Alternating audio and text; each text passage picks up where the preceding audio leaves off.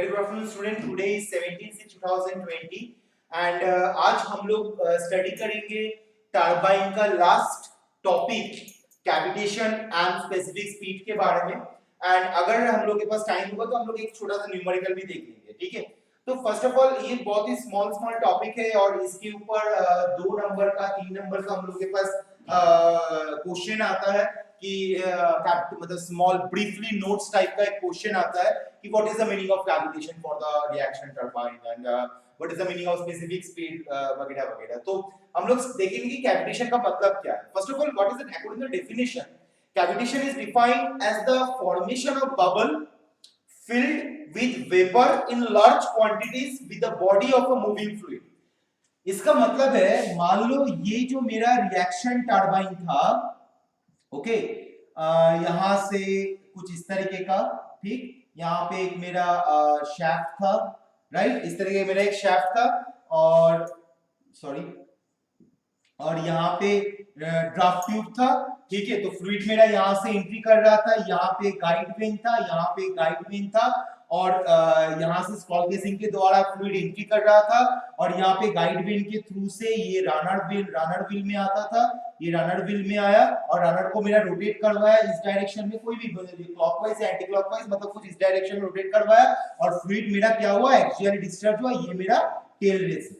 ये मेरा basic turbine का कॉन्सेप्ट है कि जहां पे मेरा फ्लूइड स्क्रॉल केसिंग से एंट्री किया, गाइड वेन के थ्रू से वो गाइड हुआ, 90 डिग्री एंगल में बेंड हुआ, रनर का ब्लेड्स को रोटेट किया और उसके बाद वो फ्लूइड जाके ड्राफ्ट ट्यूब के होके टेल रेस में जाके स्टोर हो गया।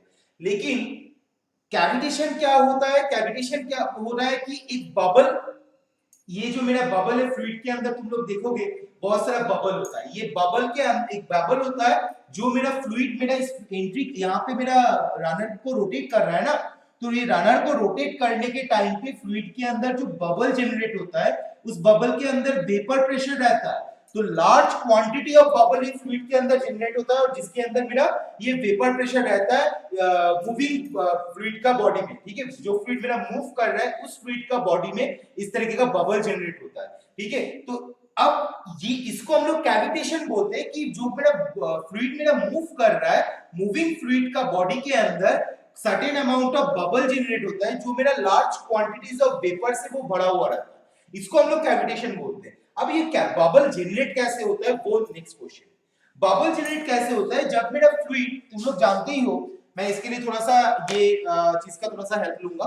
तुम लोग जानते ही हो कि जब मेरा फ्लूइड इसके अंदर से एंट्री करता है तो वो स्क्रॉल केसिंग के द्वारा यहाँ पे जब फ्लूइड एंट्री करता है तो वो अंडर प्रेशर रहता है। किस कौन सा प्रेशर? Under pressure. पाइप का जो प्रेशर है वो प्रेशर रहता है। तो फ्लूइड जब यहाँ से एंट्री करने के बाद वो जब यहाँ पे cross section area continuous reduce हुआ, तो क्रॉस सेक्शन एरिया रिड्यूस हुआ तो प्रेशर एनर्जी किस में कन्वर्ट होगा? काइनेटिक एनर्जी में कन्वर्ट होगा। जब प्रेशर एनर्जी काइनेटिक एनर्जी में कन्वर्ट हो गया तो वो फ्लूइड क्या किया, वो गाइड वेन के द्वारा, देखो यहाँ पे भी मेरा गाइड वेन है, ये मेरा गाइड वेन है, तो यहाँ पे गाइड वेन के द्वारा रनर तक पहुंचा, तो वो यहाँ पे रनर तक पहुंचा, रनर को रोटेट किया, रनर को यहाँ पे इस डायरेक्शन में रोटेट किया। जब रनर को मेरा रोटेट कर दिया उसके बाद वो फ्लूइड क्या हुआ, एक्सियल डायरेक्शन में, मतलब इस डायरेक्शन में, मैं देखो ये जो मेरा मार्कर पेन है, ये मार्कर पेन का डायरेक्शन, इस डायरेक्शन में वो फ्लूइड क्या हुआ, आउट डिस्चार्ज हो गया। तो इस टाइम पे जब मेरा प्रेशर, जब मेरा यहाँ पे फ्लूइड पाइप के अंदर से एंट्री किया, बहुत ज्यादा अमाउंट ऑफ प्रेशर एनर्जी रहता है। जब वो क्रॉस सेक्शन एरिया रिड्यूस हुआ स्क्रॉल केसिंग में, तब क्या हुआ, तब प्रेशर एनर्जी काइनेटिक एनर्जी में कन्वर्ट होकर रनर को रोटेट करेगा। तो इस तरीके से कंटीन्यूअस प्रेशर एनर्जी जब कम होता जाएगा, जब प्रेशर एनर्जी कंटीन्यूअस कम होता जाएगा, एक सर्टेन टाइम में वो प्रेशर एनर्जी क्या हो जाएगा, नेगेटिव प्रेशर हो जाएगा। नेगेटिव प्रेशर मतलब the whole amount of pressure energy of fluid is converted to the kinetic energy. जब काइनेटिक एनर्जी कन्वर्ट हो गया तब क्या होगा, जब काइनेटिक एनर्जी में कन्वर्ट हो गया तब मेरा ये प्रेशर एनर्जी नेगेटिव चल गया है, मतलब अभी यहाँ पे प्रेशर एनर्जी भैया नेगेटिव है, मतलब नेगेटिव प्रेशर रेट बिलोंग कर रहा है। नेगेटिव प्रेशर रेट जब बिलोंग करता है तब क्या होता है, ये जो फ्लो पैसेज के अंदर, ये जो मेरा ड्राफ्ट ट्यूब है, ये मेरा एक फ्लो पैसेज है, तो ये ड्राफ्ट ट्यूब के अंदर, फ्लो पैसेज के अंदर जब मेरा नेगेटिव प्रेशर जनरेट होता है, मतलब वेपर प्रेशर के नीचे आ जाता है उसका प्रेशर। जब मेरा नेगेटिव प्रेशर यहाँ पे जनरेट होता है, कब जनरेट होता है, जब मेरा फ्लूइड स्क्रॉल केसिंग के द्वारा एंट्री करता है और क्रॉस सेक्शनल एरिया रिडक्शन के वजह से वो मेरा फ्लूइड का प्रेशर एनर्जी काइनेटिक एनर्जी में कन्वर्ट होता है। जब इस तरीके से रनर को रोटेट करते करते कंटिन्यूअस फ्लूइड का pressure energy, whole amount of pressure energy जब मेरा काइनेटिक एनर्जी में कन्वर्ट हो जाता है, उस टाइम ये प्रेशर एनर्जी नेगेटिव आ जाता है। जब ये प्रेशर एनर्जी नेगेटिव हो जाता है, नेगेटिव प्रेशर चल जाता है, इसका मतलब वो वेपर प्रेशर से फॉल कर जाता है। वाटर का जो प्रेशर है, ये जो फ्लो पैसेज के अंदर वाटर का जो प्रेशर है वो मेरा वेपर प्रेशर के नीचे चल जाता है। उसका प्रेशर जब वो वेपर प्रेशर के नीचे आ जाता है, ये फ्लो पैसेज के अंदर जो वाटर का प्रेशर अगर वेपर प्रेशर के नीचे आ जाता है, उस टाइम ये बबल प्रोडक्शन होता है। और बबल वाटर उस टाइम क्या होता है, यहाँ का जो पानी है, वहां का जो पानी है, वो पानी क्या होगा, वेपोराइजेशन होना शुरू होता है। वेपोराइजेशन जब होता है तो इस फ्लूइड के अंदर बहुत सारा क्या होता है, बबल क्रिएट होता है। और ये बबल के अंदर various amount of large amount of vapour भरा हुआ रहता है। ठीक है, थोड़ा ध्यान दीजिएगा आप लोग। मैं और एक बार रिपीट कर रहा हूँ, क्या किस तरीके से ये कैविटेशन क्रिएट होता है, और एक बार रिपीट कर रहा हूँ। ठीक है, ये स्क्रॉल केसिंग के अंदर मेरा फ्लूइड जब एंट्री करता है तब अंडर प्रेशर में रहता है। आप लोग इस बात अगर ध्यान से सुनिएगा तो आप लोग क्वेश्चन सेमेस्टर क्वेश्चन में भी आप लोग ये लाइन अपना लैंग्वेज से अगर समझ जाइएगा तो अपना लैंग्वेज से भी आप लोग लिख पाइएगा। थोड़ा ध्यान दीजिए, अगर जब फ्लूइड मेरा स्क्रॉल केसिंग के अंदर एंट्री करता है तो अंडर प्रेशर रहता है। कौन सा प्रेशर में रहता है, पाइप प्रेशर में रहता है, क्योंकि वो फ्लूइड पाइप से स्क्रॉल केसिंग के अंदर एंट्री करता है। स्क्रॉल केसिंग के अंदर अंडर प्रेशर में एंट्री करने के बाद according to the reduced cross sectional area, fluid का प्रेशर एनर्जी किसमें कन्वर्ट होना शुरू करेगा, काइनेटिक एनर्जी में कन्वर्ट होना शुरू करेगा। तो ऑब्वियसली अगर मान के चलते फ्लूइड का प्रेशर 5 बार लेके वो एंट्री किया, तो रनर तक पहुंचते पहुंचते उसका प्रेशर 3 बार हो गया। तो ये जो 2 बार का घाटा हुआ, ये 2 बार किसमें कन्वर्ट हुआ, काइनेटिक एनर्जी में कन्वर्ट हुआ। ध्यान से सुनना, 2 बार काइनेटिक एनर्जी में कन्वर्ट हुआ। जब 2 बार काइनेटिक एनर्जी में कन्वर्ट हुआ तो ये काइनेटिक एनर्जी ये गाइड वेन के थ्रू जाके रनर को रोटेट करना शुरू किया। लेकिन रनर को तो कंटिन्यूअस रोटेट करना पड़ेगा, तो फ्लूइड रनर को अगर कंटिन्यूअस रोटेट नहीं कर पाएगा तो मेरा फ्लूइड यहाँ पे जाके 2 बार से जितना मेरा रनर रोटेट किया करेगा उतना ही मेरा शाफ्ट रोटेट करेगा। इससे मेरा क्या होगा, टरबाइन का एफिशिएंसी घट जाएगा, रनर का एफिशिएंसी घट जाएगा। तो वो कंटिन्यू करने के लिए ये फ्लूइड का प्रेशर कंटिन्यूअस वे में काइनेटिक एनर्जी में कन्वर्ट होना शुरू होता है। और ये 5 बार pressure Aahista Aahista 4 3 2 1 and 0 and negative pressure में आ जाता है। नेगेटिव प्रेशर में आता है, इसका मतलब रनर से जब वो आउटलेट होता है, रनर से जब वो निकलता है तब सबसे ज्यादा काइनेटिक एनर्जी रहता है, मतलब 1/2 v²/2g सबसे ज्यादा काइनेटिक एनर्जी इसमें रहता है। But p/ρg is negative. जब फ्लो पैसेज के अंदर नेगेटिव प्रेशर जनरेट होता है, उस टाइम वो अगर वेपर प्रेशर से उसका प्रेशर बिलो हो जाता है तो ये यहाँ का जो फ्लूइड है वो फ्लूइड क्या वेपोराइजेशन होना शुरू करता है।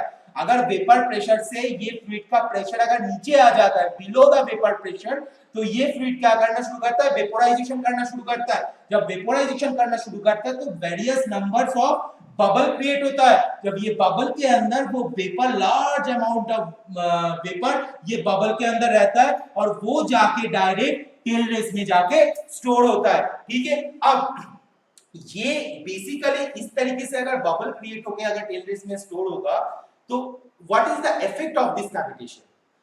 ये बबल अगर इस तरीके से क्रिएट होके फ्लूइड के अंदर में फ्लूइड के अंदर बॉडीज के अंदर में रहते हुए वो फ्लूइड टेल रेस में गया और इस तरीके से स्टोर हुआ, तो एक सर्टेन टाइम में जब वो एटमॉस्फेरिक प्रेशर में आ जाएगा वो फ्लूइड, अभी फ्लूइड ध्यान दीजिएगा आप लोग, ये फ्लूइड अभी नेगेटिव प्रेशर में है, फ्लो पैसेज के अंदर नेगेटिव प्रेशर चल रहा है, वेपर प्रेशर के नीचे आ गया है फ्लूइड का प्रेशर, यहाँ का फ्लूइड क्या हुआ, वेपोराइजेशन करना शुरू किया है। जब वेपोराइजेशन करना शुरू किया तो यहाँ पे जो बबल्स है वो बबल्स के अंदर वो बबल्स क्रिएट हुआ, वेपोराइजेशन स्टार्ट हुआ मतलब बबल क्रिएट हुआ। वो बबल के अंदर मेरा क्या रहेगा, लार्ज क्वांटिटी का वेपर उसके अंदर रहेगा और वो फ्लो पैसेज के थ्रू से इस टेल रेस पे आ जाएगा। लेकिन जब भी वो टेल रेस पे आएगा वो एटमॉस्फेरिक प्रेशर के अंडर आ जाएगा। इसका मतलब बाहर का प्रेशर ज्यादा, अंदर का प्रेशर कम। कैविटेशन के अंदर ये बबल्स के अंदर प्रेशर वेपर प्रेशर है, ऊपर में मेरा एटमॉस्फेरिक प्रेशर है, जिसकी वजह से वो प्रेशर क्रिएट होगा।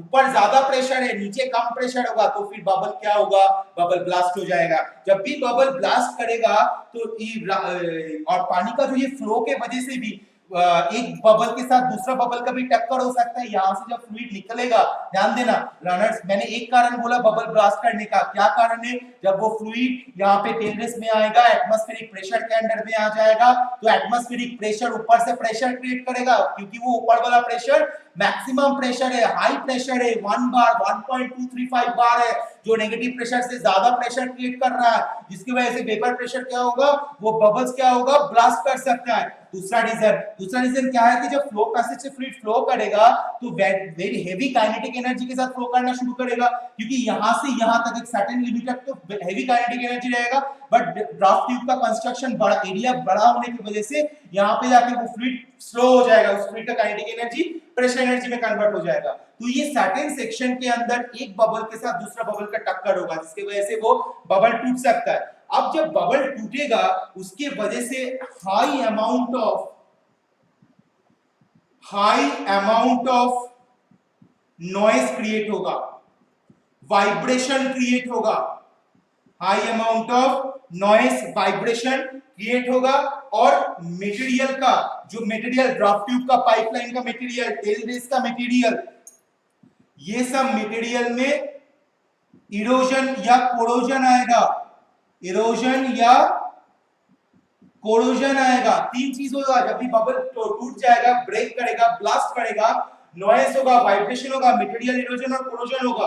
This type of activity is called pitting, this type of activity is called pitting. और ये cavitation that will occurs in reaction turbine and centrifugal form. ये इसीलिए मैंने ये डायग्राम, एक बेसिक डायग्राम ड्रॉ करके तुम लोगों को समझाने का कोशिश किया कि बेसिकली ये जो कैविटेशन होता है, ये कैविटेशन कहां-कहां हो रहा होता है, बेसिकली रिएक्शन टरबाइन एंड कहां, सेंट्रीफ्यूगल पंप में, सेंट्रीफ्यूगल पंप में, बेसिकली जहां पे प्रेशर एनर्जी मेरा काइनेटिक एनर्जी में कन्वर्ट नहीं होता है। कहां, ऐसा कौन सा टरबाइन है जहां पे प्रेशर एनर्जी काइनेटिक एनर्जी में कन्वर्ट नहीं होता है, ये है, ये मेरा है पेल्टन टरबाइन। पेल्टन टरबाइन में क्या है कि मेरा प्रेशर एनर्जी काइनेटिक एनर्जी में कन्वर्ट होने का जरूरत नहीं पड़ता है, क्योंकि यहाँ पे actually pressure energy atmospheric pressure होता है, और मेरा जो मेरा नोजल है, ये नोजल के थ्रू से मेरा फ्लूइड डायरेक्ट ये नोजल के थ्रू से यहाँ पे ये नोजल के थ्रू से मेरा फ्लूइड निकलता है विद हाई काइनेटिक एनर्जी, और ये यहाँ का ब्लेड को स्ट्राइक करता है। जब ये ब्लेड स्ट्राइक होता है तो ये पेल्टन टरबाइन रोटेट करना शुरू करता है और मेरा शैफ्ट रोटेट करता है, ठीक है। तो ये पेल्टन टरबाइन के टाइम पे कैविटेशन क्रिएट नहीं होता है, कैविटेशन वहां पे होता है जहां पे मेरा प्रेशर एनर्जी काइनेटिक एनर्जी में कन्वर्ट होता है, वहां पे मेरा कैविटेशन होता है, ठीक है। तो ये बेसिकली मेरा कैविटेशन का फंडा था कि how the cavitation is generated and when the cavitation, when the bubble is blast, that time what are the effect is done in the reaction turbine outlet and the draft tube. There is noise, vibration and material erosion or corrosion, and this type of activity is called peating. And ये कौन सा turbine case में हो सकता है, reaction turbine में होता है एंड सेंट्रीफ्यूगल पंप में होता है। Now what are the effects of cavitation, वो हम थोड़ा पॉइंट वाइज समझाएंगे, लिखेंगे।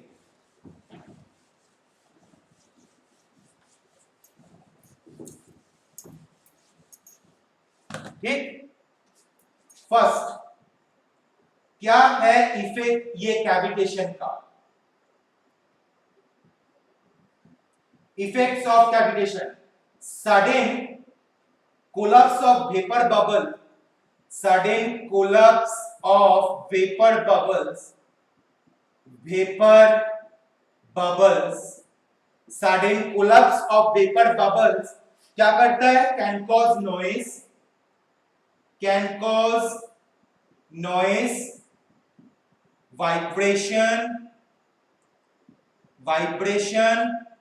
and erosion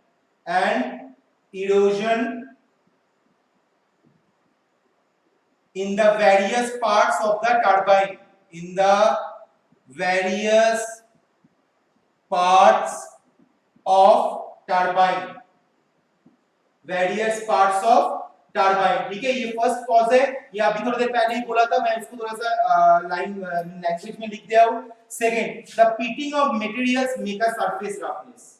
पीटिंग मतलब क्या है कि जब वेपर बबल ब्रेक करता है तब नॉइज और वाइब्रेशन इरोजन क्रिएट होता है. इस टाइप का एक्टिविटी को हम लोग क्या बोलते हैं, पीटिंग बोलते हैं, राइट. तो द पीटिंग, अब जब पीटिंग होता है तब क्या होता है, the pitting of material, the pitting of material मतलब जब कोरोजन हो गया, इरोजन हो गया, the pitting of material take makes the surface rough, make the surface rough. मैंने पहले ही बताया था कि ड्राफ्ट ट्यूब का जो सरफेस है, इंटरनल सर्कमफरेंशियल एरिया है, वो सरफेस को हम लोगों को क्या करना पड़ता है, स्मूथ रखना पड़ता है. क्योंकि अगर स्मूथ नहीं रखेंगे तो बहुत फ्लूइड का जो बहुत amount of energy, large amount of fluid का एनर्जी वो क्या होता है, फ्रिक्शन की वजह से लॉसेस हो जाता है. तो वो लॉस को रिड्यूस करने के लिए ये ड्राफ्ट ट्यूब के अंदर का जो सर्कमफरेंशियल एरिया है, वो सर्कमफरेंशियल एरिया को हम लोग को स्मूथ रखना पड़ेगा. बट ये पीटिंग जब हो जाता है, कैविटेशन अगर क्रिएट होता है, तो ये कैविटेशन की वजह से पीटिंग होता है, पीटिंग की वजह से इरोजन होता है, कोरोजन होता है, जिसकी वजह से मेरा मटेरियल का जो सरफेस है वो मेरा रफ बन जाता है. Next, due to the cavitation, और क्या होता है, discharge of turbine, due to the cavitation और क्या होता है, discharge of turbine, discharge of turbine reduces, discharge of turbine reduces power output and efficiency of the turbine, क्यों, क्योंकि हम लोग जो फ्लूइड मेरा टेलरेस में आके स्टोर हो रहा है वही फ्लूइड को फिर से हम लोग रीयूटिलाइज करते हैं. तो अगर मेरा यहाँ पे फ्लूइड का काइनेटिक एनर्जी लॉस ही हो गया पिटिंग के वजह से, तो मेरा फ्लूइड के अंदर एनर्जी नहीं रहेगा. तो मुझे उसके लिए फिर से मुझे पंपिंग के द्वारा उस फ्लूइड के अंदर पावर गेन करवा के फिर फ्लूइड को मुझे पुश पास करवाना पड़ेगा टरबाइन से. तो इसीलिए मुझे एक्स्ट्रा मतलब जो एफिशिएंसी मुझे फ्री ऑफ, जो एफिशिएंसी मुझे विदाउट कोई एनी अदर कंपोनेंट मुझे मिल रहा था टरबाइन से, वो एफिशिएंसी मुझे नहीं मिलेगा. वो एफिशिएंसी को गेन करने के लिए मुझे फिर से फ्लूइड के अंदर वो प्रेशर एनर्जी मुझे गेन करवाना पड़ेगा. तो इसीलिए बोला है कि due to the cavitation discharge of turbine reduces power output and efficiency of turbine. Now next, what is the fourth point? Point is the flow rate of water is reduced. The flow rate of water is reduced. The flow rate of water, the flow rate of water is reduced. Flow rate of water is reduced मतलब क्या बोला जा रहा है, the flow rate of water reduced मतलब क्या बोला जा रहा है, ये बोल रहा है कि जब मेरा यहाँ पे कैविटेशन क्रिएट हो रहा है, कैविटेशन क्रिएट हो रहा है, बबल जनरेट हो रहा है, जब मेरा बबल जनरेट हुआ वो ब्लास्ट करने की कोशिश करेगा, जब ब्लास्ट करेगा तो यहाँ पे बहुत सारा अमाउंट ऑफ इरोजन होगा, जिसकी वजह से क्या होगा, फ्लूइड का एनर्जी लॉसेस होगा, और जो ये फ्लो रेट है, ये फ्लो रेट भी मेरा कम हो जाएगा, क्योंकि यहाँ पे बहुत हाई अमाउंट ऑफ फ्लूइड यहाँ पे सरफेस रफनेस की वजह से ब्लॉक हो जा सकता है, ट्रैप हो सकता है, जिसकी वजह से ये फ्लो रेट ऑफ वाटर भी मेरा कम हो जाएगा. ओके, सो ये पॉइंट्स, ये चार इफेक्ट है जो मेरा कैविटेशन के वजह से बच सकता है. Now what are the methods to avoid to reduce the cavitation? Now I will discuss what are the methods. Methods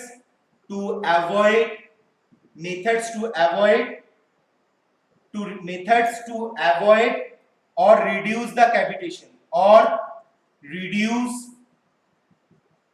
the cavitation.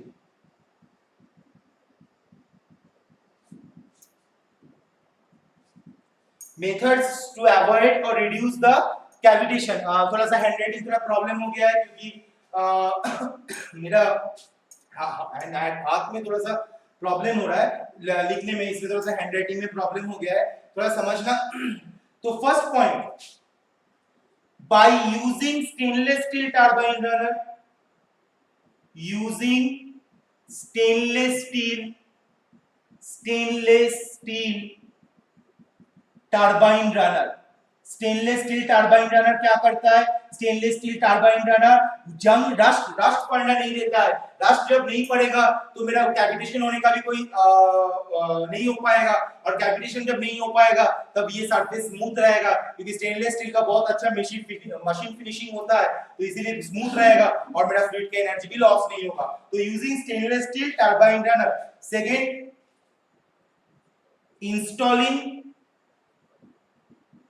installing turbine below the tail race. Installing turbine below the tail race. Installing turbine below the tail race.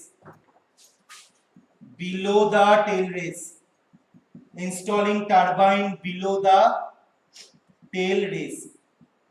ठीक है, तो tell race के नीचे turbine को install करने बोला जा रहा है, जहां पे हम लोग यहाँ पे टेल रेस को टरबाइन के नीचे कर रहे थे, बट टेल रेस को बोला जा रहा है ऊपर करने, ताकि installing turbine below the tail race के नीचे टरबाइन को इंस्टॉल करने बोल रहा है, ताकि मेरे जब फ्लूइड मेरा टेल रेस तक जाएगा तो उसको ऊपर की तरफ जाना पड़ेगा, जिसकी वजह से इस एरिया में जो नेगेटिव प्रेशर जनरेट हुआ था वो काइनेटिक एनर्जी की वजह से ऊपर की तरफ जब फ्लूइड जाएगा तो नेगेटिव प्रेशर को पॉजिटिव प्रेशर में ऑटोमेटिक कन्वर्ट हो जाएगा, और मेरा टरबाइन अगर टेल रेस के नीचे लगाएंगे तो मेरा इंस्टॉल करेंगे तो मेरा कैविटेशन एक्टिविटी मेरा नहीं होगा और पिटिंग एक्टिविटी नहीं होगा।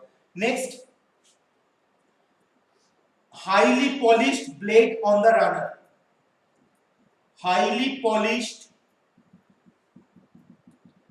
blades on the runner. Highly polished blades on runner. समझ में आ गया होगा, highly polished super machine finishing देना पड़ेगा।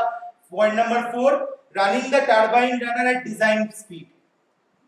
Running the turbine runner at design speed. Turbine runner at design speed. Turbine runner at design speed. At design speed. ठीक है, तो ये 4 पॉइंट को अगर हम लोग यूटिलाइज करेंगे तो मेरा कैविटेशन जो है वो मैं हम लोग अवॉइड कर सकता हूं, और ऊपर में मेरा कैविटेशन का what are the cavitation effects वो बोल दिया गया है, और हम लोग कैविटेशन कैसे होता है, किस तरीके से होता है, वो हम लोग ऑलरेडी देख लिए। अब हम लोग देखेंगे कि मेरा specific speed and what are the power units, वो उसके बारे में थोड़ा सा हम लोग डिस्कशन करेंगे, और हम लोग ये चैप्टर को प्रॉपर्ली एंड करेंगे। कल नेक्स्ट क्लास में हम लोग थोड़ा सा स्पेसिफिक स्पीड रिलेटेड न्यूमेरिकल को स्टडी करेंगे, और उसके बाद हम लोग सेंट्रीफ्यूगल पंप में नया जो चैप्टर है हम लोग का चैप्टर नंबर 7 वो हम लोग स्टार्ट करेंगे। ठीक है, तो अभी हम लोग देखेंगे स्पेसिफिक स्पीड क्या होता है और स्पेसिफिक स्पीड का फॉर्मूला क्या होता है, जिससे हम लोग को कभी-कभी स्मॉल न्यूमेरिकल 4-5 नंबर का न्यूमेरिकल भी दे देता है। तो पहला बात है, what is the meaning of specific speed? Specific, according to the definition, specific speed is defined as the speed of the turbine which in identical shape, geometrical dimension, vane angles and gate opening etc. with the actual turbine but of such a size that it will develop unit power working under unit head. क्या बोल दिया गया है specific speed का मतलब? हम लोग जानते हैं कि हर कोई मशीन को बनाने के लिए एक आइडियल चीज को समझना बहुत जरूरी है। कोई मशीन अगर 100% एफिशिएंसी देता है इसका मतलब दैट इज आइडियल मशीन। कोई मशीन अगर 100% एफिशिएंसी देता है इसका मतलब वो है आइडियल मशीन। तो उस आइडियल मशीन के रिस्पेक्ट में वो आइडियल मशीन अगर होगा तो आइडियल मशीन का मतलब क्या है? वो आइडियल मशीन का gate blades angle, vane angle, gate opening, shape, geometrical dimension, और एक बार shape, geometrical dimension, vane angle, blade angle, gate opening, ये सब एकदम परफेक्ट होना चाहिए। तो स्पेसिफिक स्पीड हम लोग उसको बोलते हैं कि the speed of the turbine which is the identical in shape, geometrical dimension, vane angles, gate opening etc.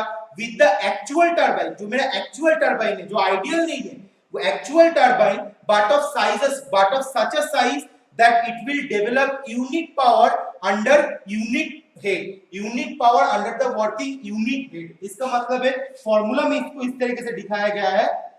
ये बेसिकली कंपेयर करने के लिए हम लोग स्पेसिफिक स्पीड को अप्लाई करते हैं। प्रैक्टिकल लाइफ में ये स्पेसिफिक स्पीड को हम लोग अप्लाई करते हैं वेरियस टाइप ऑफ टरबाइन का कंपैरिजन में, कि कौन सा टरबाइन मेरा कितना आउटपुट पावर दे रहा है और कितना हेड में दे रहा है। ठीक है, तो NS n of root p divided by h of 5/4 h of 5/4 ये मेरा इसका फॉर्मूला है जिसको बोल रहा है कि मेरा unit power under unit working head में मेरा कितना यूनिट पावर जनरेट हो रहा है, that is called specific speed. Unit working head में कितना मेरा यूनिट पावर जनरेट हो रहा है, that is my specific speed. So what is equals to n मतलब speed of runner. Now second, what is the P? P for power developed by turbine in kilowatt. Power developed by turbine kilowatt. And next, what is H? H is equal to head in meters. ठीक है, इसका derivation तुम लोगों का syllabus में नहीं है, इसलिए इसका डेरिवेशन का जरूरत नहीं है, बस फॉर्मूला याद रखना है। Specific speed ns is equal to n root p divided by h to the power 5/4। अब मैं डिफरेंट टाइप ऑफ टरबाइन के लिए स्पेसिफिक स्पीड क्या क्या होता है थोड़ा सा एग्जांपल दे रहा हूं। मान लो पेल्टन व्हील, स्मॉल में लिख रहा हूं, Pelton wheel with single jet, Pelton wheel with single jet, P for Pelton, W for wheel, W for width, S for single, J for jet। उसके लिए स्पेसिफिक स्पीड कितना होना चाहिए? 10 to 35 RPM। Pelton wheel with single jet, Pelton wheel with multiple jet, इसके लिए कितना होना चाहिए? 35 से लेकर 60 RPM तक इसका स्पेसिफिक स्पीड होना चाहिए, Pelton wheel with multiple jet. Next Francis turbine के लिए कितना होना चाहिए? 60 to 300 RPM। नेक्स्ट कपलन टरबाइन और प्रोपेलर टरबाइन के लिए, कपलन टरबाइन और प्रोपेलर टरबाइन के लिए कितना होना चाहिए? 300 से 1000 RPM तक इसका स्पेसिफिक स्पीड होता है। ये टरबाइन को कंपैरिजन करने के लिए हम लोग इस स्पेसिफिक स्पीड को यूज करते हैं। इसका ns is equal to n root p divided by h to the power 5/4। Okay, ये मेरा हो गया। अब मैं आ रहा हूं परफॉर्मेंस ऑफ टरबाइन में। Performance of turbine performance of turbine को हम लोग तीन चीज के द्वारा हम लोग डिसाइड करते हैं। फर्स्ट वन है यूनिट पावर, सेकेंड वन है unit speed and third one है यूनिट डिस्चार्ज। जैसे कोई भी मशीन का परफॉर्मेंस देखने के लिए हम लोग को देखना पड़ता है कि आज से 2 महीने पहले वो किस तरीके का परफॉर्मेंस दे रहा था, कितना आउटपुट दे रहा था, कितना करंट कंजम्पशन करता था, कितना बार मुझे उसको मेंटेनेंस करना पड़ता था। तो वैसे ही टरबाइन का परफॉर्मेंस देखने के लिए हम लोगों को तीन चीज के ऊपर थोड़ा सा हम लोग को ध्यान देना पड़ता है।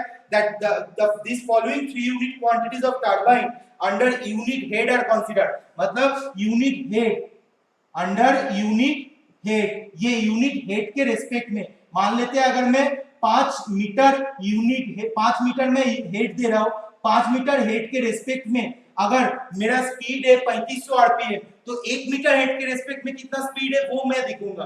5 मीटर हेड के रेस्पेक्ट में अगर डिस्चार्ज हो रहा है 1000 लीटर पर सेकंड, तो 1 मीटर हेड के रेस्पेक्ट में कितना हो रहा है?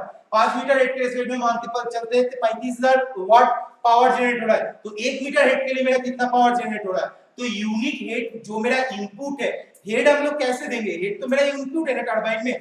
ये अगर मेरा टरबाइन है, तो फ्लूइड मेरा इसके अंदर जब एंट्री करेगा तो वो एक हेड लेके एंट्री करेगा ना, उसके अंदर प्रेशर एनर्जी, काइनेटिक एनर्जी रहेगा। तो वो यूनिट हेड मेरा इनपुट है, उस यूनिट हेड के उस इनपुट के रेस्पेक्ट में मेरा कितना आउटपुट है, that is my unit power, unit speed and unit discharge. इसका फॉर्मूला है first unit power PU, unit power का फॉर्मूला है P by H to the power 3/2। P for power, PU मतलब unit power develop by turbine, capital P मतलब power develop by turbine under head, और H मतलब head of the water on turbine. ये मेरा unit power का formula है। Next unit speed मतलब N of U is equal to N divided by root under H। N मतलब क्या है? Speed of the runner under the head H metre, और H मतलब क्या है? Head of the runner. Next QU unit discharge, QU का formula है Q by root under H, where Q is the discharge through the turbine working under a head H meter. तो unit head के respect में मेरा कितना power develop हो रहा है, कितना स्पीड डेवलप हो रहा है, कितना डिस्चार्ज डेवलप हो रहा है, ये तीन रूब्रिक्स, ये तीन पैरामीटर के ऊपर डिपेंड करके परफॉर्मेंस ऑफ टरबाइन डिफाइंड होता है, और ये स्पेसिफिक स्पीड के ऊपर डिपेंड करके टरबाइन का आइडियलिटी, मतलब टरबाइन मेरा कितना इफेक्टिव है, टरबाइन का क्वालिटी, ये सब चीज मेरा ये स्पेसिफिक स्पीड के ऊपर डिपेंड करके दिखाता है, which is n is equal to n root p divided by h to the power 5 by 4. So this is now I am concluding my video lecture class. So this is the last topic of the hydraulic turbines का last topic ये है, और इसको अच्छे से, ये video lecture को अच्छे से समझ जाना, what is the meaning of cavitation, what are the effect, what are the methods to reduce the cavitation, specific speed, why it is required, power of performance of turbine, why it is required, what are the formula, because we will do some numerical in my next class. So if you have any doubt in this according to this video lecture class, so please ask in my Zoom class, please clear your doubt in my Zoom class. So now I am concluding my class. So thank you for attending my class. Have a nice day, stay home and stay safe. Thank you.